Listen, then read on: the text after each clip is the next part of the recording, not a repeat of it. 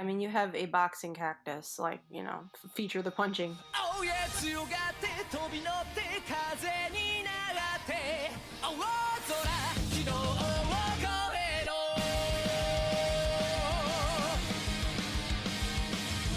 Welcome to Podagus, your critically nostalgic analytical tour for Digimon anime. I'm your host, Jeff Ruberg, and this week we're discussing Digimon Adventure 2020, Episode 6, The Targeted Kingdom. My guest this week is a reviewer at Anime News Network and musicology PhD student at the University of Texas, Austin. Welcome to the show, Rose Bridges. Hey! So I have a couple first-time questions for people who are new to the show, and I want to basically get like your DNA with Digimon. But before we get to Digimon, I'm interested, what got you into musicology and how does it intersect with anime? Musicology is basically music history, and music and history were always my two favorite subjects, but when I was an undergrad, I was studying music composition at a conservatory, and I figured out that I liked my music history classes better than my music theory classes, and so that I probably wanted to pursue the first one in grad school instead. So I did that, and I wound up studying as my specific research interest film music. And so one of the areas of film music I've studied the most is anime soundtracks. I wrote a book about the Cowboy Bebop soundtrack that came out now almost 3 years ago from Bloomsbury Press. And I'm currently working on a chapter of a book about the history, several people contributing to this book, the history of anime music, and I'm also beginning my dissertation. And I have an article coming out on Ikuhara's anime in general, coming out from Macademia, I think later this year. Sweet. Is that about the music in Ikuhara's works? Yeah, it's for a special issue of Macademia, which I love that name, which is an academic journal on East Asian popular culture. And so they had a special issue on soundscapes, so that was my contribution to it. Cool. So now I'm curious, what your backstory is at Digimon. When did you come across it, and what parts of the franchise, like Z-Pets or toys or games, or mainly the anime, did you come across? For me, it's mainly the anime. I watched it as a kid along with, Sailor Moon and Pokemon, probably beginning around when it first came to the US in 99, 2000 or whatever. My sister and I were both really into it. And my mom was just in here, because I'm staying with my parents during this quarantine, she was just telling me Digimon was a great source of stress for me in our house. Because my sister and I were so obsessed with it. My sister's favorite character, probably because she has a younger sister, is Hikari, and I feel like that's a relatively unique opinion among Digimon fans. Mm-hmm. But she always likes, if there's always a good younger sister character, she always identifies with her, and I feel like there's a lot that happens with Hikari that's based around her identity as a younger sister. So she always really liked her. Also, my sister really liked the color pink. I think my dad had similar thoughts of probably just found it stressful that I was so into Digimon. I'd be yeah, oh, I need to get home from the soccer game to go watch Digimon or something, and it's yeah, well, why do they care so much about this? What are they doing? Yeah, sorry, I just wanted to represent my sister's opinion because she's probably an even bigger Digimon fan than I am, and she's probably going to be super jealous when she finds out that I'm on this podcast. But yeah, I'll give her a shout out. Just like Sasha Kari, didn't get to go to the digital world. Yeah. Yet again this time. I think that's why she identified with her, is I was, I don't want to brag about myself, but I was always kind of an overachiever. And so she kind of grew up in my shadow, but now she's, she's currently working for the Department of Health and Human Services, helping people sign up for Obamacare in this healthcare crisis. So I feel like she's doing, and I'm still in grad school, so I feel like she's doing more with her life now than I am. I'm getting a PhD, but she's doing practical things. So now moving on to a quick lightning round. Favorite season? Tamers. Favorite Digimon? I should say Rosemon, obviously, but I think probably Gatomon. Oh, favorite villain? I love the goofy ones, so Edamon. And favorite adventure character? Koshiro, followed by Mimi. What was it about Izzy or Koshiro that you liked? I was a super duper nerd, so I always identified with the nerd characters, and I think also if I were to do Destin, my crest would probably be knowledge, because it takes a type of person to be a PhD student. I've always, my big thing in life has always been I love learning new things and I love reading and stuff. The big difference between Koshiro and me is I'm not quite as good with computers as he is, understatement. I also identified a lot with his, social awkwardness, that he was, a walking encyclopedia, but not always the best at dealing with people, because that was also me when I was 10 years old to a T. And what have you thought about the new reboot so far? I get the impression you kind of like caught up to be on the show, right? Yeah. I like it. I think there are some parts that if it does feel a little bit rushed at times, and like it's kind of focusing more on the action and less on the character beats, which are what I really really liked about the original adventure. So I'm a little hesitant in that regard, but I feel like it's getting there.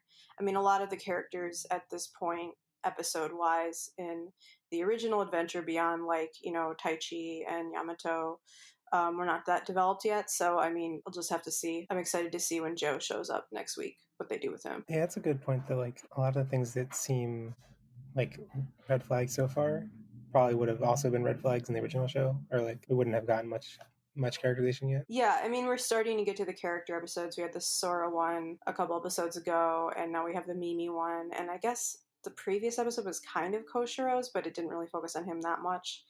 But then he kind of had some time to establish himself over the past few episodes. And he seems like more of a main character in this, which I'm excited about to see what they end up doing with that. I also like, it's interesting to see, it feels like there's a very conscious attempt to sort of like look at how updated technology would change a lot of this. And it's been, kind of, it's just made me think, because I've been watching another, sci-fi show from the 1990s, Deep Space Nine, Star Trek. And it's always funny with stuff that's like 20, 30 years old to see like how they did not anticipate technological changes. Like in that show, they have like something like iPads, but they have like a separate one for every document they need to read, which is someone who has like thousands of books on my Kindle app on my phone, is very bizarre to me. But how could they have known back then that these would basically be mini computers? And so that's definitely a thing that comes up when watching old Digimon stuff, is like these ideas of what the internet would be that are based on a really like early age of the internet, and I'm curious to see how they'll treat that differently now that we're all so addicted to our phones. The original adventure kind of was digital in name only to some degree. Like, Yeah, it was kind of like the premise was okay, we're in a digital world, and then beyond that, and I think the early couple episodes had those like weird artifacts that seemed maybe kind of digital, but like they were weird in ways that weren't really like the phone booths weren't really digital. They were just kind of like yeah. weird things. At that point, it was kind of like digital was a buzzword, and we didn't really understand what that meant, and now we actually all know what it means. So Yeah, well, also Digimon, I think, kind of represents this very like '90s view of the internet as sort of this like mysterious alternate space. Whereas now we know the mm. internet is kind of just a reflection of our world, kind of maybe taken to its extremes, but not really like a separate sort of space. But so it'll be interesting to see how they deal with that idea now. Yeah, I think. Have you played or seen any of the Cyber Sleuth video game? I haven't. It's on my Switch, I think, wish list, Mm. but I haven't played it yet. Because there's one thing that game did, which is kind of similar in how the series is framing the world, is that like there's the normal internet and then there's a digital world like deep inside the internet, and then Mm, Digimon come from there and like seep out into the internet. And I think that framing makes a lot more sense in the modern age, where it's like we understand what the internet is, and like the idea that like there's some deep dark side of the internet. the dark web. Yeah, like that makes sense in our modern framing, whereas in the original show it's kind of just like plug into the internet and then you're in the digital world. Cool. Like, okay, it's not how that works. Yeah, but that does make more sense. Yeah, the idea that there are still mysterious parts of the internet. Like it's kind of like we've explored the entire physical world. Maybe there's parts of the internet that haven't been explored. I think makes sense as an idea. The final frontier. Yeah. Just showing I've been watching too much Star Trek lately. Exactly. All right, so without further ado, let's dive into Digimon Adventure 2020, Episode 6, The Targeted Kingdom, aka Princess Karaoke becomes Queen Artichoke. Oh boy, I regret writing that. AKA finally a second female character. AKA Greymon still gets better animation. Note for spoilers of this episode, we're going to be talking about everything that's in the Crunchyroll episode, including the next episode title and preview, but we won't be talking about the like summary or anything beyond episode 7, which at this point I'm not even sure if that's been released, but I have not been looking for it. So yeah, so Rose, what was your quick impressions of this episode? Well, now I'm kind of thinking about the alternate titles you had, and like the fact that I think one thing I did like about Digimon as a kid is that it did have a some still somewhat uneven, but it had more than one girl in it, so it wasn't like just a bunch of boys and then the one Smurfette. But then I feel like Digimon also falls into this sort of like thing where when you do have more than one girl, there's like one who's a tomboy and one who's a girly girl. Mhm. And that and it was always weird for me because I never really related to either of those because I wasn't girly, but I also didn't like sports. So I wasn't really a tomboy, So I always ended up relating to the character like Koshiro, who was usually a boy, the nerd character. But yeah, I Mimi was a character I came to like a lot more as an adult because even though she is like on the surface very girly, like in some ways she's not in the personality way more so than Sora because she's not like a carer type. She's like very I mean her crest is sincerity, which is basically about expressing her wishes clear, like honesty and expressing what you want.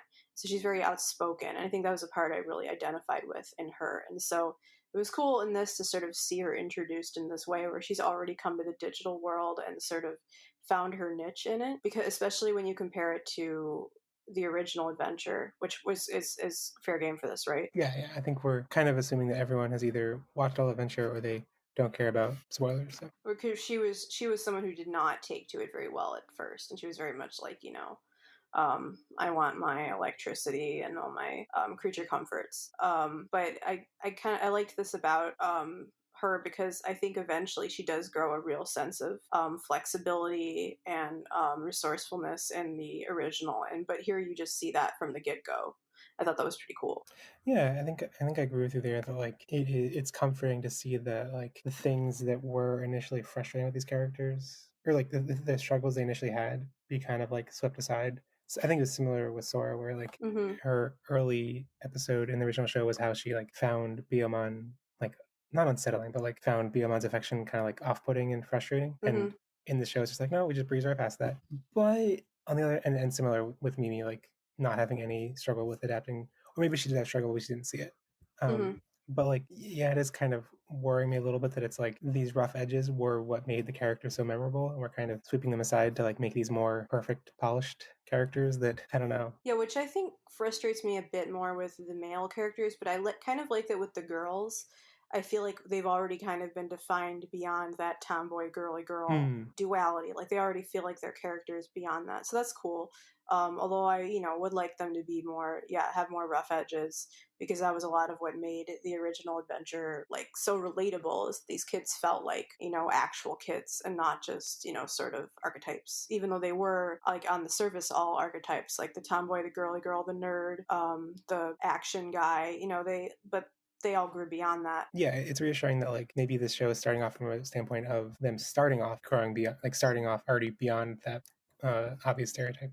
But because I feel like Sora has not felt like quite as tomboy, but I don't know. Hmm. And Mimi doesn't feel she's like this episode she's more like commanding than she is Yeah. like girly girl. Although, like, one thing I will say for OG Mimi is that I feel like the way she reacted is exactly how I would react if I were in that situation, because I am not an outdoorsy person. I would be like, I want my creature comforts, I want my TV and my music and my cats and all my technology that I somehow don't have, even though I'm in the digital world. Yeah, that's how I would react. Yeah, it's very, especially nowadays, it's like even more relatable like that.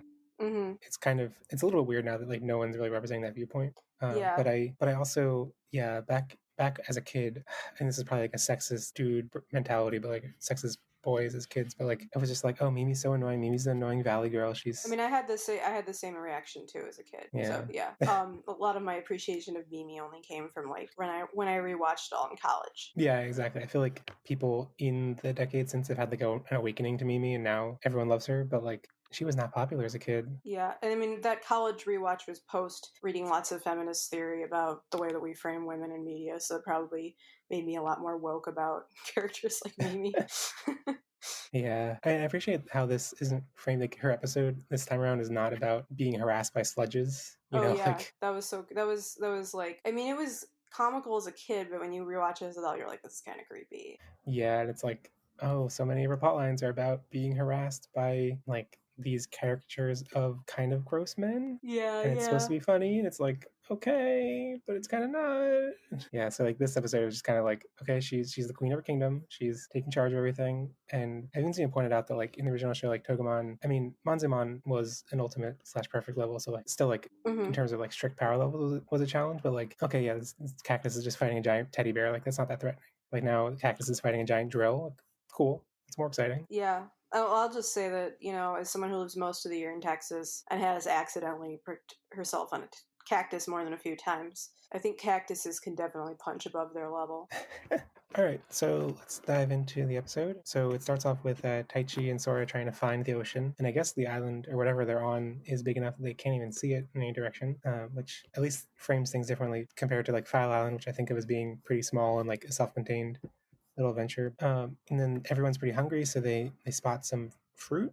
They call it fruit, but it looked like pumpkins. Yeah. I don't know what it was. Well, I don't know if in Japanese pumpkin would be considered kudamono Huh. or yasai, a fruit or vegetable. So I don't know. It could be a distinction in the language. So then they try to get the fruit, and instead they get trapped by Palmon, and then Mimi reveals herself. And this moment where they're like walking into the trap, and Mimi is just like doing this sinister like smirk for like a second or two. Hmm. I thought that was the highlight of the episode. Like the potential Yeah. promised by that was like it was so the episode couldn't actually live up to that promise at all. Anyway, so Mimi brings them back to the village, introduces herself as the queen, as she should be. Yeah. She's queen of my heart. I like how she introduced herself as like, so I'm Mimi, I'm a fourth grader. Also, I'm the queen, but like, Hmm. first off, I'm a fourth grader. Like, that's the most Hmm. important information. So Mimi asks if they're with the Tuskmon, and they're like, what? No. So then they kind of like they explain that they're lost, and they go back to have a little private meeting. And Mimi mentions that she also heard the info dump last episode, but slept through it. She was like, oh, I guess I kind of heard that while I was napping. It's very Mimi. I guess that kind of clarifies that like everyone got that little simulcast of the video to their digivices, and it wasn't just the characters we saw on screen. Yeah. It also makes me think about the fact that, like, the movies, which I never saw the last one, I should probably do that, the adventure movies, were, like, sort of setting up Koshiro and Mimi as a ship, and I always kind of liked that ship, but it's funny because, she'll sleep through info dumps where, like, that's how Koshiro talks all the time. Yeah, it's kind of like in some ways that contrast between them is what makes them a popular ship, I think. Yeah, but I mean, part of why I liked it was always I liked the two of them. Koshiro was the boy I project onto, and Mimi was my favorite girl. So, probably couldn't put it that way when I was a kid, but now that I'm more aware of my sexuality, I can like, I can unpack that because that was often the case. A lot of heterosexual ships that I liked. I also like the fact that I feel like those two have a really good rapport, even in their like the few adventure episodes where they get to hang out together, like one on one. They always have one even beyond that sort of opposites attract thing, and they also kind of are, I think, along with Joe, like the most like I was trying to think of a word besides sincere because that's Mimi's crest, but the most sincere characters. Like it's very with those two, and also with Joe, what you see is what you get, and I always kind of liked that about them. Yeah, I remember when I rewatched Adventure for this podcast actually, which I guess at this point is like coming on like 6 years ago. But when we talked about those early episodes, like the episode where like Izzy and Mimi they're like in a room, like in a little, I don't think it's a pyramid, but they're in like some ruins, and he has to like guide her through stuff. And I just remember we came away with such a like negative impression that like he was, I guess that's like its point is that he's socially awkward, but he at that, I don't know, it came off as like beyond the point of acceptable social awkwardness, Mm-hmm. and it was just like he's just being obnoxious to her, and is Mm-hmm. just being like, well, because I'm a nerd, I can be obnoxious, and like it definitely gave that kind of vibe. So I feel like for a while I've had a bad taste in my mouth Yeah. Oh until yeah. Try. Like I feel like Try kind of redeemed or like made that shit more palatable. But for a Mm-hmm. while I was kind of like, I don't know, that first episode left such a bad taste in my mouth. Yeah, I mean, Try kind of gives him a bro reaction to her a bit too, Oh in a yeah, few when he's like, places. Yeah. oh, she's dressed up in this Hooters outfit. Mm-hmm. I don't know the sound effect. A boinga. Like Yeah. yeah. Oh, So Koshiro. yeah. So then they show off all the digivices, and Koshiro calls and explains, or he calls in and says there's an emergency, and then shows them a video which is moving really slowly, and then they kind of realize and talk about that there is time dilation, which Mm-hmm. we kind of saw coming, I guess, because that's Yeah. how the original adventure is set up. I kind of found it briefly confusing until I realized, oh, it's basically just the same as an adventure. Mm-hmm. So Ogremon possesses some Tuscalon while it's going on, and then Koshiro shows off a video of the damage in Tokyo, and that I didn't feel like there was quite a plausible reason for him to be showing off, except that the important thing is that Mimi then sees her grandfather. Yeah. But I feel like until that point, I was like, why is he showing this off? Like, it doesn't seem that much different than the information he showed before. But of course, it's because Mimi reckons her grandfather. We see that like I don't know if you caught it, but like early on, Koshiro's laptop said Tachikawa. Yeah, I caught up. I'm like, oh, yay, Mimi's gonna be important. I'm really curious the fact that it's her grandfather. Like I'm trying not to get my hopes up too high, but I'm really hoping the show does not like elide over the parents. Like I'm Yeah. worried they're showing the grandfather because they're like not going to actually show her parents. But I'm hopeful instead that the optimist side of myself is like maybe they're showing the grandfather. There's going to be interesting dynamics between her parents and the grandfather. Like maybe they're kind of like because I feel like I got like a hippy dippy kind of vibe from them in the original show. I feel like it makes sense for like an older relative to be like a company president too. So that was sort of my take on it being her grandfather. Is that like, a dad or mom who's like young enough most of the time to have, a kid her age probably wouldn't be a company president. So then Mimi kind of like seeing her grandfather gives her more resolve to protect her kingdom. And then Taichi and Sora, agree to help her out, and she declares them servants number 72 and 73. And this is one moment that I thought was really frustrating because it's a really cute idea. And like the show barely called attention to it. And it's the fact that they get little leaf hats. Yeah, they get little leaf hats. And I didn't even notice it until they fall off. Yeah, same. And even then, it's still kind of like unceremonious. And it's kind of like, what was that? And only when I went back and took screenshots, I'm like, oh, right, they're there. They're cute. Agumon gets one too, and Biyomon. Yeah, and so everyone who isn't Palmon or Mimi gets one. And it's like, I feel like at some level, some scriptwriter thought this was like a really cool idea, and it was. But then like in the actual like storyboarding or whatever, they just didn't give it enough attention. Yeah. Or maybe it was added after the fact and it was just like, oh, we can't actually like call attention to it. So it's just a little background detail, I guess. Yeah. Also, I love Mimi's throne. That was the thing I kept thinking about. Like, it kind of reminds me of like the Iron Throne in Game of Thrones, but made out of plants. But just the way that there's stuff sticking up out of the sides. Probably much more comfortable to sit on than the Iron Throne. Yeah, it's actually like the Iron Throne is, what is it supposed to be like made from, like forged from like the swords of the captured like leaders or whatever. So this is actually like made from the bodies of like several dead Tanemon. Moving away from that idea. So the Tuscalons are attacking. It's kind of, I feel like I kind of got a like Samurai 7 kind of like the visitors teach the villagers to protect the town kind of vibe. But the Tanemon aren't actually fighting, so it's more like they're just protecting the town with some traps and stuff. But the traps reminded me a lot of like the most recent notable example I think of that Samurai 7 trope is the Mandalorian episode where they defend a town. Yeah. But yeah, so some Tuscalon fall in a ditch, and then the other ones kind of get trapped in an alley where Taichi and Greymon face them off. Greymon gets a really fancy evolution sequence yet again. Korojimon, which is the dragon that Ogremon was riding before, appears above. Birdramon attacks. Birdramon doesn't really get her due. So the first time she appears, it's like, okay, like it's just a claw sticking behind a wall of fire. Okay, that's not great, but like maybe she'll get a stock evolution sequence in future appearances. In the next episode, she like digivolves behind a cloud of smoke, and it's like, okay, I can see how you cut corners here, but like it kind of looked cool. This time, it's just like she just appears in some glare and then flies down from the sun. It's like, now you're just it's I think way better about this than other recent Toei reboot things like Sailor Moon Crystal, or even the Try movies.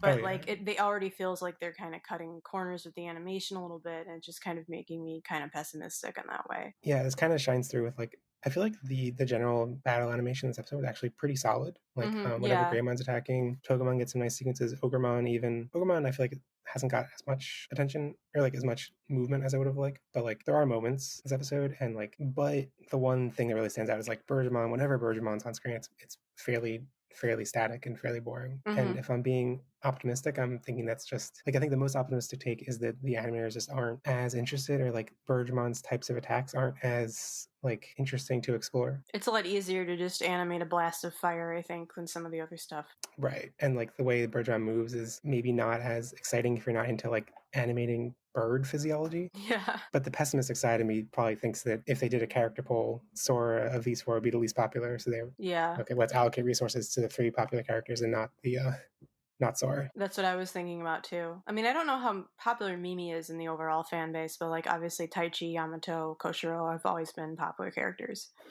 Yeah, so basically Ogremon appears with Jamogamon and attacks Mimi, and then Palmon tries to bind Jamogamon, but Jamogamon gets swole, which is not something I ever expected to see. That was a weird sequence.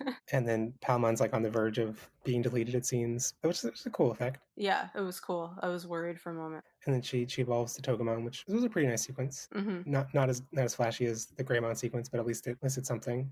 And I like the way that it. See, I'm not sure if it's a stock sequence because it was definitely in a like nether background space, like it wasn't in the world itself. But then it transitioned from her punch into an actual punch. So Yeah. I don't. Maybe that's just gonna be a thing that every evolution sequence she does ends in her punching something, which would make sense. Yeah, I mean, you have a boxing cactus, like, feature the punching. That would seem funny to me if there is some moment where they need her for some like entirely different tactical reason. Yeah. But she still ends up like landing with a punch when she first evolves, and then she's just standing awkwardly like, oh, I wasn't actually punching anything. Oops, sorry. It's just making me think about when they eventually go into the next form, perfect form, right? Because I always forget the Japanese names. Yeah. I always loved the animation and adventure for how Togemon evolves into Lilymon with how The flower. flowers, yeah, and then flies out of the flower. And I hope they do something super cool with the perfect evolutions in this too. Oh, what I was gonna say about like that idea of like a funny moment. I feel like this reboot has not really had any humor. Yeah. I guess there was some in like the inherentness of like Mimi being like kind of like bossing them around, but like even that, like yeah, I don't know. I mean, I guess a lot of the humor that we recall from the dub was inserted by the dub. Yeah. But I still feel like there was stuff that was like visual humor that wasn't really added by the dub. Yeah, it does. It does feel like in that sense very streamlined. That's why there is a part of me that's kind of worried in a Sailor Moon Crystal way where they kind of shoved the entire first season of the show into like they just went like intro episode, intro episode, intro episode for each of the new characters, which this is kind of starting to do, but not entirely, and partly because of the way they've changed the narratives. But that was the thing that I remember really frustrated me about Crystal because, a lot of what made me really like these characters beyond their archetypes. I mean, Sailor Mercury was my favorite again because she's the nerd. But a lot of why I got attached to her was the, character beats that, came beyond that archetype that only developed in those sort of non-establishing episodes. And so that's part of a thing that kind of makes me a little bit nervous about what they're doing here, is it seems like there is, with the way that the episodes are structured, kind of a list checking off. But I also think the way that they're introducing the characters is different enough that there's a bit more potential. But the lack of humor, the lack of shooting the breeze type moments, like there were so many of those in those early adventure episodes that they're kind of just wandering around the island and a lot of times just sitting down and talking about their frustrations with the situation. I think I'd like to see more of that. Yeah, I guess I'm hopeful that maybe that dynamic's going to change when they're in a larger group. Mm-hmm. But it seems like if this is the tone they've set from the first 6 episodes, they're not going to just drastically shift in tone. Yeah, and also, I mean, there are differences in this situation that make it not quite the same, like where they have somewhat more agency over and they're a bit more knowledgeable what's going on with them, whereas the previous one was more of a straight up isekai situation. Like they did not know why they were there. They could not get out. They didn't know if they still had any connection to the real world, etc. Yeah.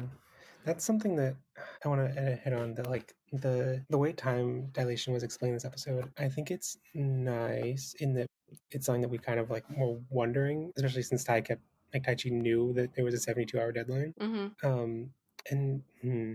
I like how it was introduced. I like how the slow video felt like a plausible way that you would observe that the same phenomenon that was described in the original show. But the fact that it's introduced so early on, yeah, I don't know. I don't want to fall in the trap of comparing everything to the original Adventure 1-to-1, because the show's it's trying to be a different thing. Which it should be. I think reboots should try to be their own thing. But the way that it was introduced in the original Adventure, where they don't think there's time dilation, they think they've been missing, and then Taichi gets into the real world and nothing's changed. Yeah. And then he sees the weird message from Izzy, and then goes back to the digital world, and it's been a month.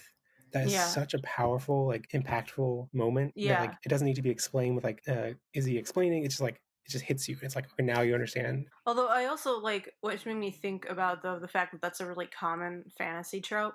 And so one thing I kept thinking about with this show is the audience kids the same age as these characters, or is it adult fans of the original Digimon Adventure? Um, and so that was a moment where I was thinking about that. Where it was like, I think if you're an adult, like not only being familiar with the series, but being familiar with like so much other fantasy that does that, that isn't as shocking of a moment. But I kind of wonder how that would come across to a say 9-year-old who maybe hasn't encountered that in media before. Yeah, it's true. I feel like a lot of moments in the show have been like I've applauded their willingness to like skip ahead to Yeah. obvious reveals, but I feel like that works well for the adult audience that knows what's coming. But like I wonder how much that is appealing to the kids. But you were saying it was impactful for you, so like I imagine that would be really impactful for like a little kid if they're able to piece together that that's what happened right away. Yeah. But I feel like the fact that they know now that like, okay, we have 72 hours. Actually, that translates to whatever that is, 72 days. Like they're kind of removed. Like so many of the things that felt like immersive about the world before, kind of feel like they're removed. Like now they know they have some time, and it's just kind of like things are more known than they ever were in the original show. So that concerns me a little bit. Yeah, I mean, I kind of feel differently about. I kind of feel weird about the info dump because, I mean, we did have a lot of info dumps in the original because when you have a character like Koshiro, you end up having a lot of those anyway.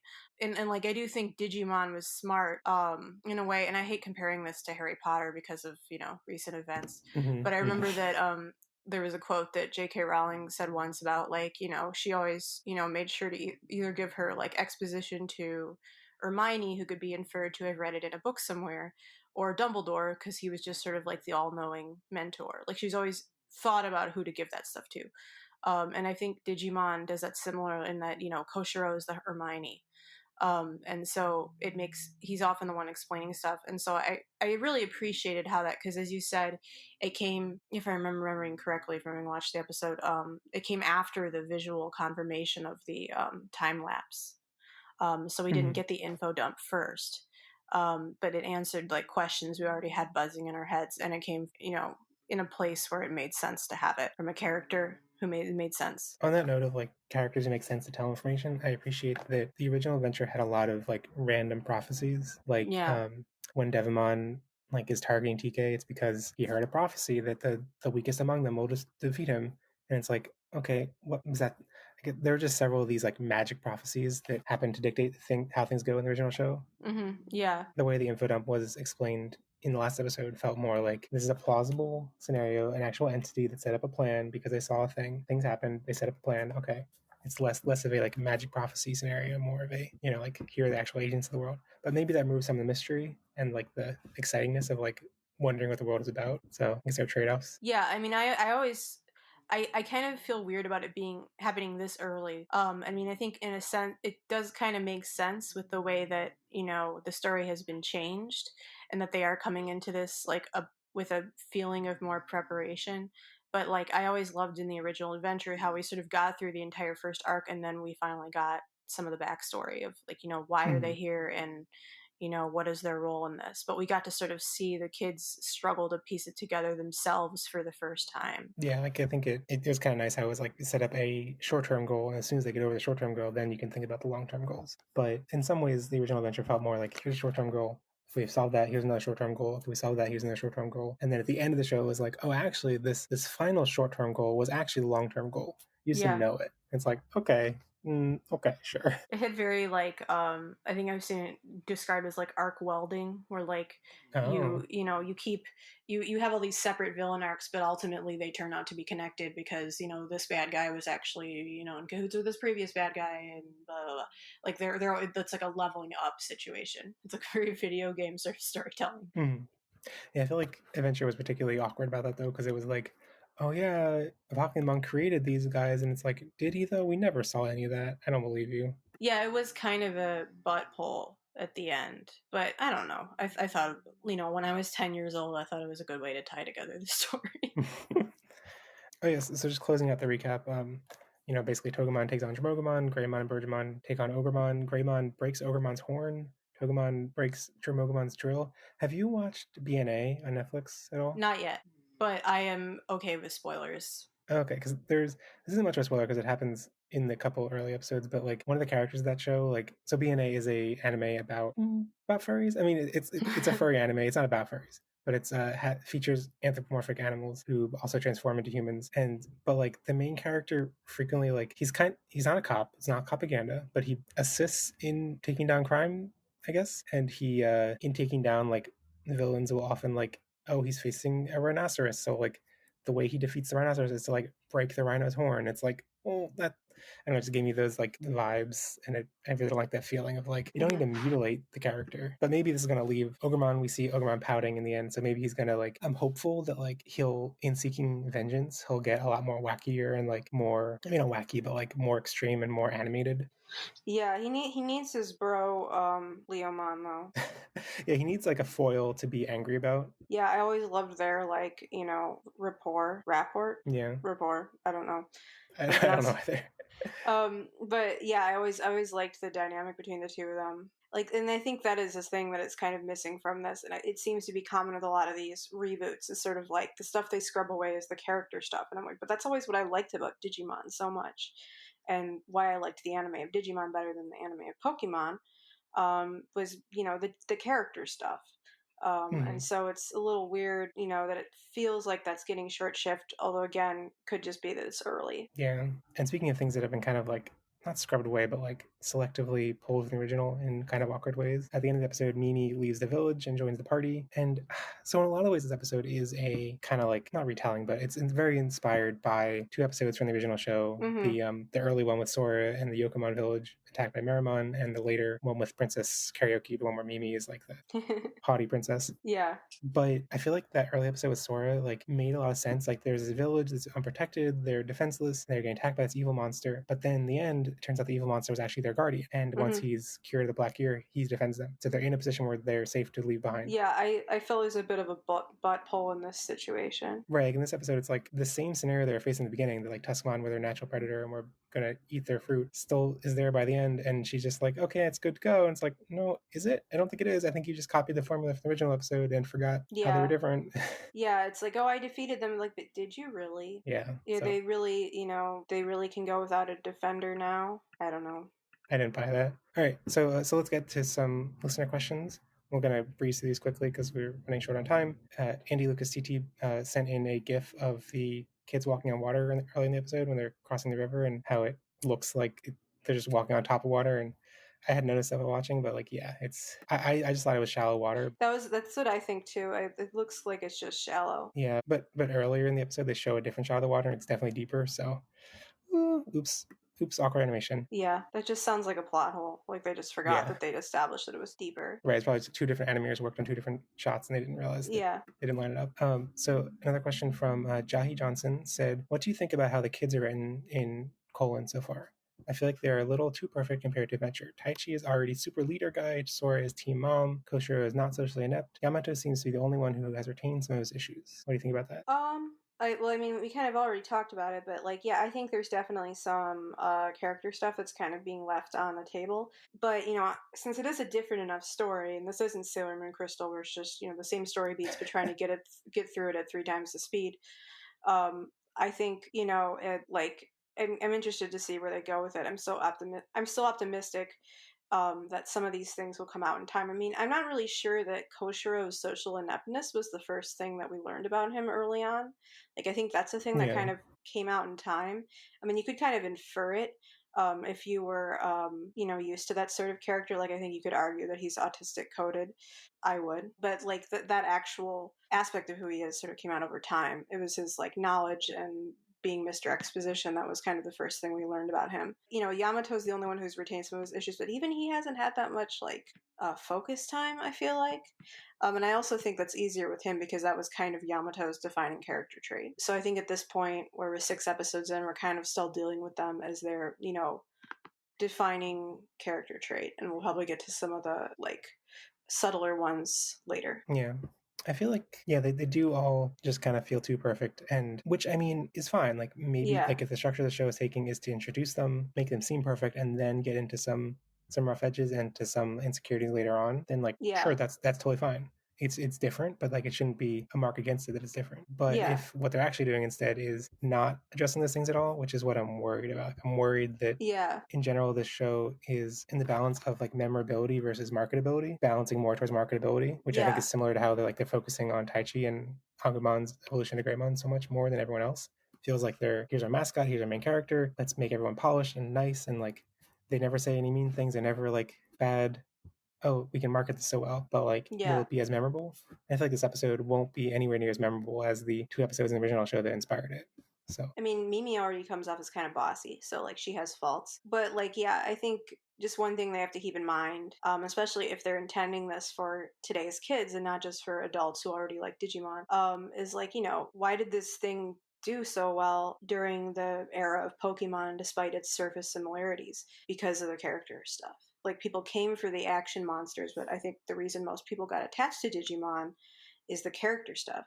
And so like as long as they keep that in mind, and I'm fine with them doing something different, but just don't leave that on the table. yeah, I agree.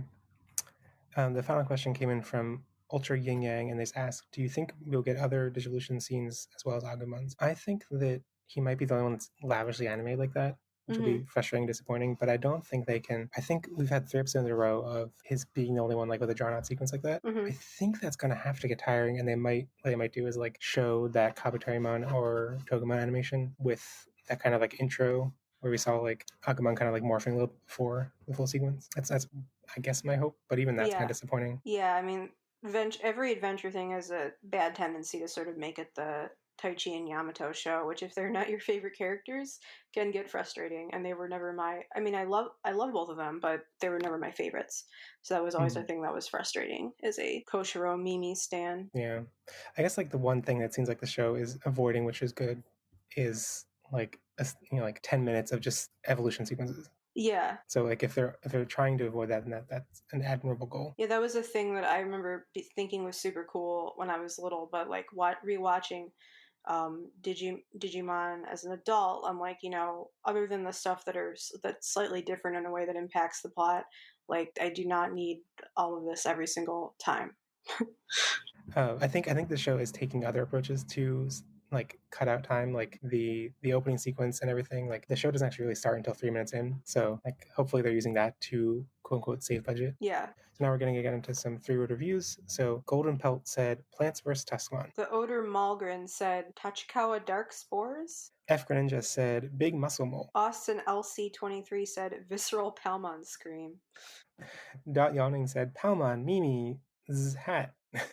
And Aviv Biri said Total Knockout Introduction. Khaki Blue Socks said Just Hush, Mimi. I felt like there was a lot less of me feeling that way than, like, Mimi in the early episodes of Adventure. Oh yeah, like when she tells them that they're her servants or whatever, it's like fun for like a second, doesn't get drawn out, she doesn't like seem arrogant. Yeah. Te Lazy Artist said, wow, cool cactus. Cici Takado said Mimi best girl. She is. And Mar49 said, and I completely agree, all hail Mimi. Oh yeah, the Tachikar Dark Spores thing is reference. They include an image of the low leaf hats looking similar to the Dark Spores from 02. Oh, yeah. Is a cute idea. Mimi has possessed them. So yeah, before we close out and give a rating to the episode, do you have any final thoughts of the episode? I think it's maybe my favorite of this series so far. And I think did a good job of really introducing you to Mimi and making me a lot less worried about the character problems that I think have plagued the episodes previously. Like this one I think shows like maybe they're getting how to include that a bit more. I kind of feel like it. I don't know. Like I keep coming back to my gut reaction is like a general like not disappointed, but just like okay, is that it? Like okay. Yeah, I mean it's not as good as the parallel episode involving Sora from the original Adventure, but like I thought it worked for the most part. Yeah, I feel like the setup worked. The animation was kind of nice during the fight sequences, and it just kind of was like okay. Like I kind of hyped myself up for the Mimi introduction episode, especially when it seemed like she was going to be queen of this kingdom. And it's like, okay, it was fine. So I think out of 5 stars, I'd give it 3.5 stars. Yeah, I think so. I'd give it too. Same one. Okay. So next episode is going to be titled "That Boy Is Joe Keto," which is a great title. Yeah.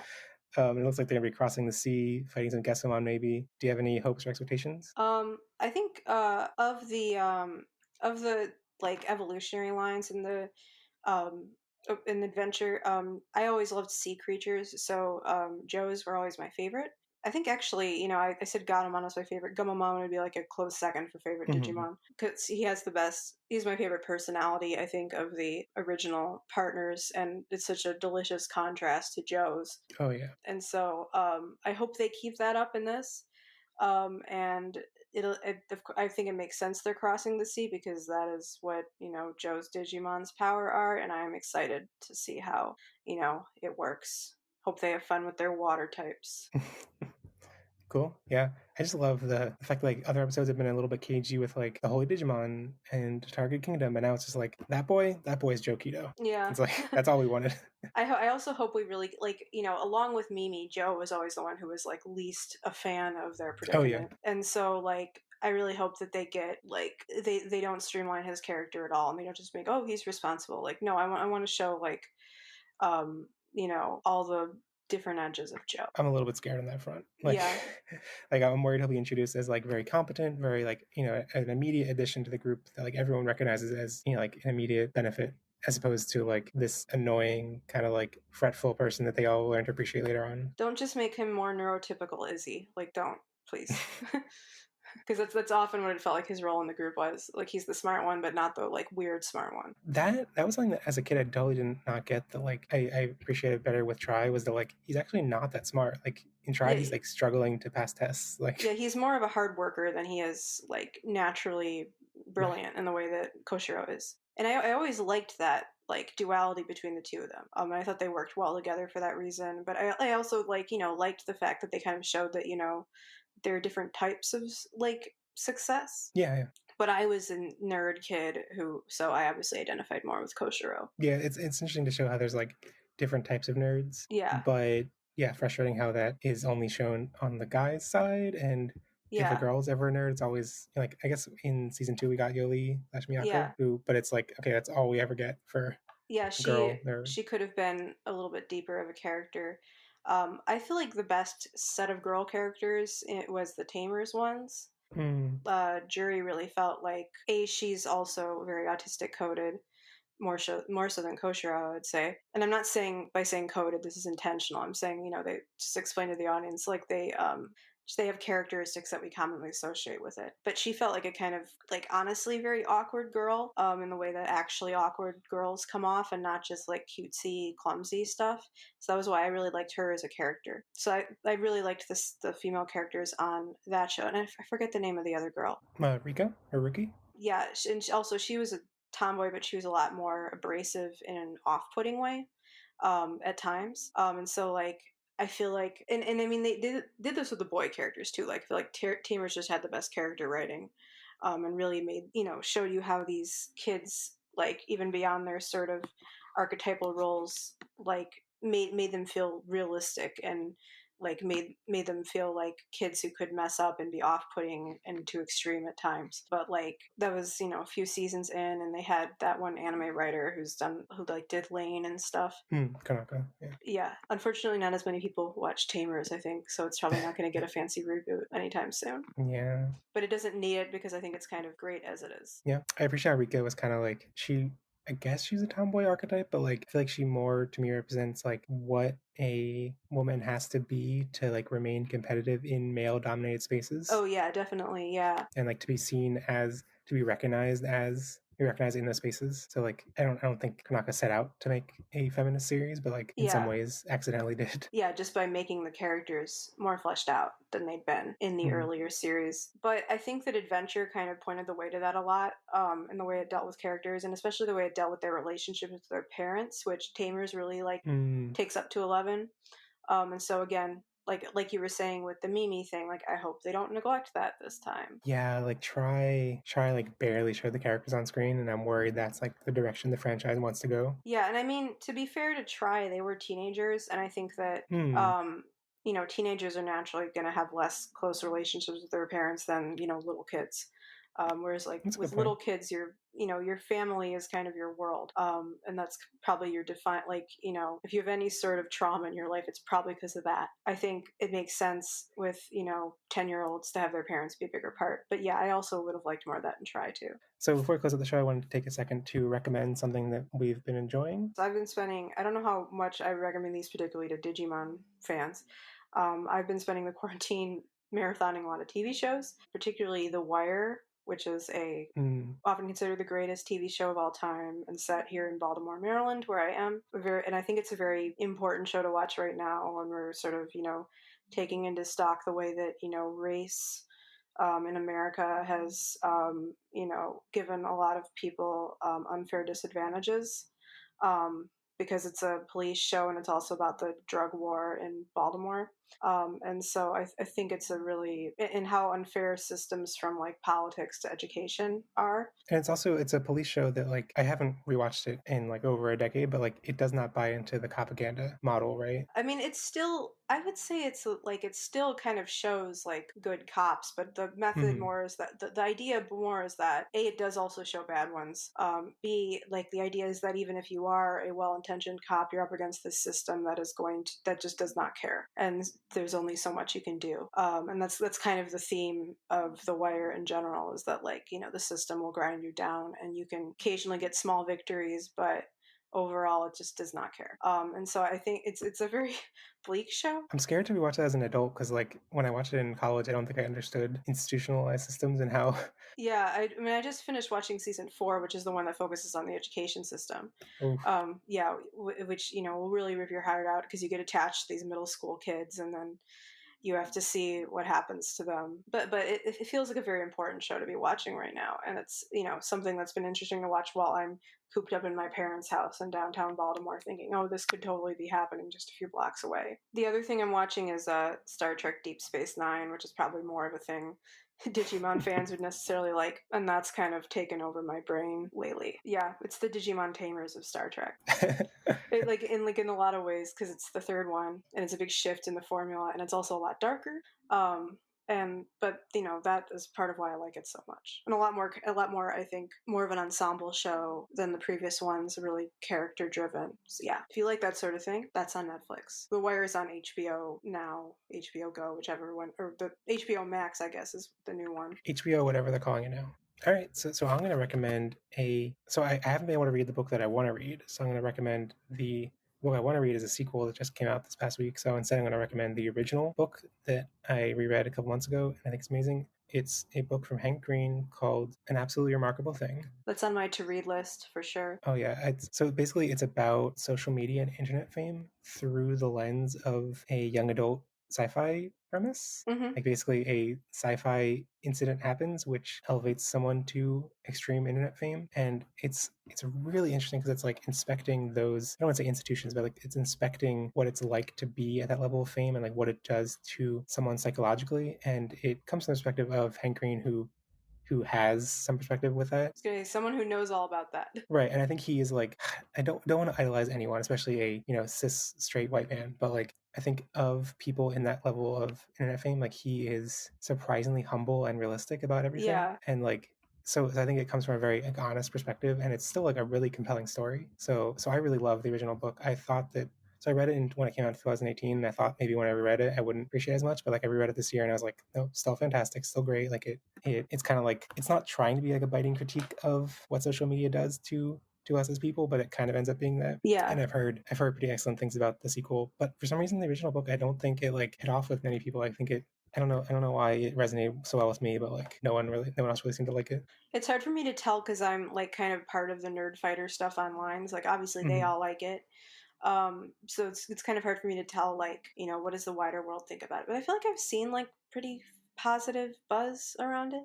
Yeah, I'm not really in nerd fighteria at all, so I didn't hear anyone talk about it. It's like, oh, it's sad.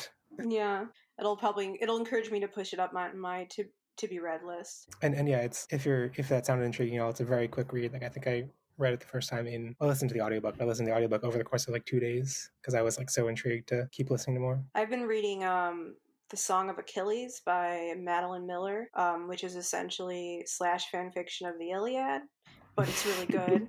Written by a person who knows a lot about Greek literature, Greek mythology, and oh my god, it's like I'm not always a huge like ancient Greece person, but this is just like hold me in.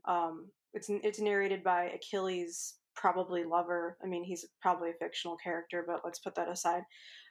Patroclus, and sort of gives the perspective of the two of them in the Trojan War. And it's just really, really good and doesn't feel like, a lot of the stuff does where it's a modern writer trying to sort of impose her values on ancient Greece. Like it very much, I think she's good at capturing his voice and I've just ripped through it.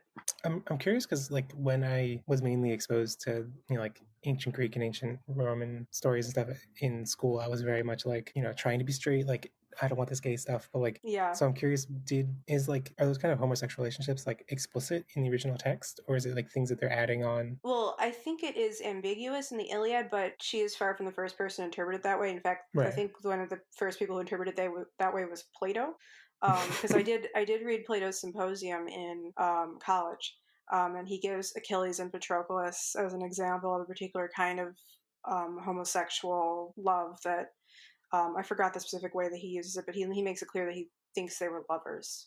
So yeah, she's not inventing it. Like that's a very Right. old interpretation of them. And I mean, like, spoiler alert, they both die. When Patroclus dies, like Achilles' like level of like mourning over him, like he sort of like takes his body and cries over it and won't let anybody bury him for a while, is like, come on, you don't do that with a friend. Right now I have I don't know if there's a name for this disease, but fake grand orderism, where I just like when I imagine Achilles, all I can think of is Achilles from Fake Grand Order. Oh yeah, no, I can't stop thinking of Alexander the Great as Ryder from Fate Zero. Achilles is pretty hot in Fake Grand Order, so I don't mind.